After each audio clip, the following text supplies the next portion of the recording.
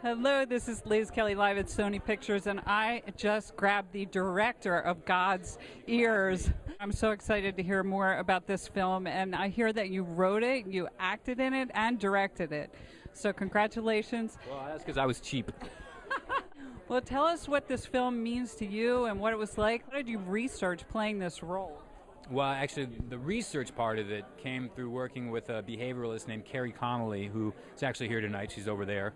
And you'll see her at the end of the movie with one of the children that was one of the role models for the character. I love when people come up to me and say, "You've given me hope," or "You've given me some sort of like understanding I didn't have before." That's all I could ask for. If I get one of these in my lifetime, I'm happy for that reason. So. Actually here because the filmmaker, Michael Worth, is an old dear friend of mine. I have done 3 films for him or with him, and along the way he has started talking to me about God's Ears, and so I was aware that he had made it and that it was winning all kinds of awards. And we have between my husband and myself, in our extended family, we have 2 family members who are autistic. And I jumped into this film right away, just as it was finishing. And when I read what it was about, I jumped right into it, and I have much empathy, not only that, interest about what it's all about, what autism is about. And Wow. and I hope it'll spread, and apparently it is. I mean, Tell me about your role in the film. the role was of an ex-boxer who is world-weary, and he has a gym that's how he makes his living.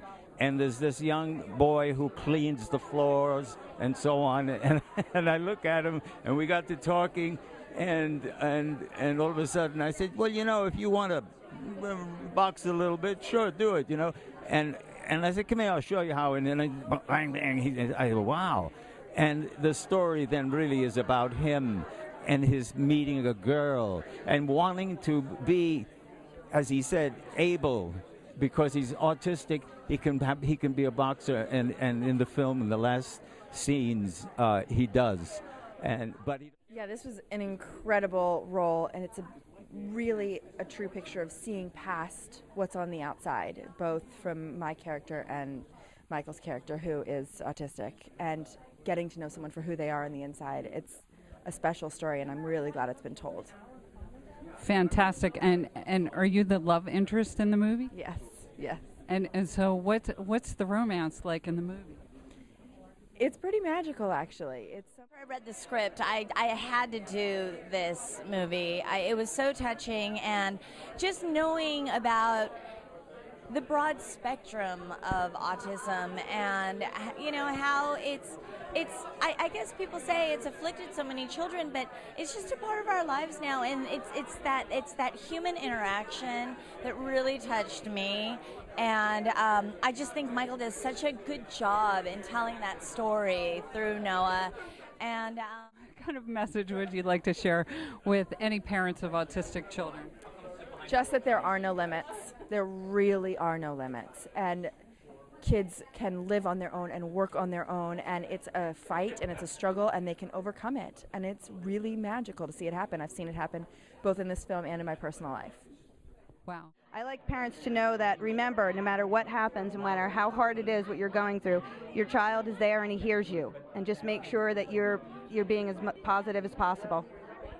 That's beautiful. And where can people go to find out more about the film? For the film, you can go to godsears.com, and to find out more about autism and autistic adults, please go to rethinkingautism.com. Okay.